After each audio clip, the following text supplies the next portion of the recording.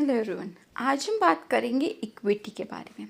ठीक है, अब इक्विटी क्या होती है कि आप ये जो ओनरशिप वैल्यू होती है किसी बिजनेस में या किसी एसेट में, कि अगर आपने किसी बिजनेस में कुछ परसेंट ओन किया हुआ है, ठीक है, जो कि आपका है, तो वो हो जाती है इक्विटी।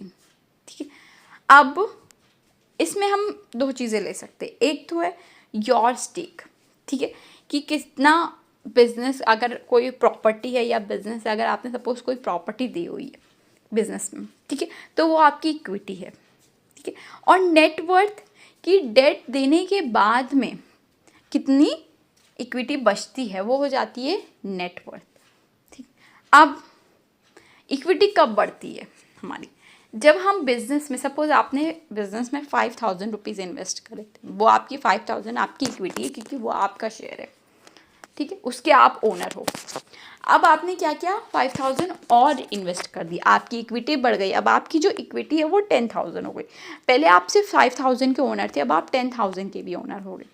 ठीक है, या फिर आपको डिविडेंड या फिर कुछ कंपनी प्रॉफिट्स अर्न करती है, आपको वो प्रॉफिट दिए जाते हैं। ठीक है, या कोई रिटेन अर्निंग है जो बाकी अर्निंग्स है जो देनी है इन फ्यूचर। ठीक है, तो वो उससे क्या होती है, आपकी इक्विटी बढ़ती है। अगर आपको प्रॉफिट दिया गया, रिटेन अर्निंग है आपके नाम पे, तो वो आपकी प्रॉफिट बढ़ जाएगी। ठीक, अब इक्विटी कम कैसे होती है? कंपनी ने लॉस फेस कर दिया, 5,000 आपने दिए थे पर कंपनी को लॉस हो गया, तो अब आपकी इक्विटी, अब कंपनी को नुकसान हो तो जाहिर सी बात है आपकी इक्विटी भी कम हो जाएगी।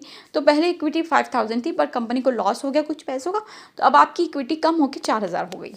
तो ये ऐसा भी हो जाता है।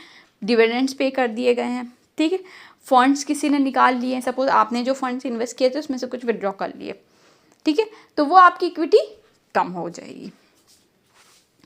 अब एक एग्जाम्पल देख लेते हैं। सपोज आपके पास 50 लाख का घर है, ठीक है, अब उस 50 लाख में से जो 20 लाख है वो उधार पे हैं, डेट पे हैं, कि आपने उस पूरे 50 लाख की पेमेंट नहीं करी है अभी, 20 लाख जो है वो डेट है।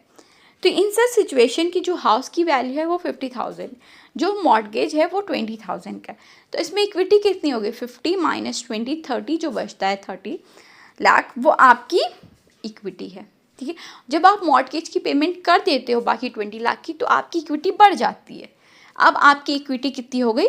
50 लाख की, कि आपने वो मॉर्गेज क्लियर कर दिया, आपने पूरी पेमेंट कर दी है। तो ये हो जाता है कॉन्सेप्ट इक्विटी का।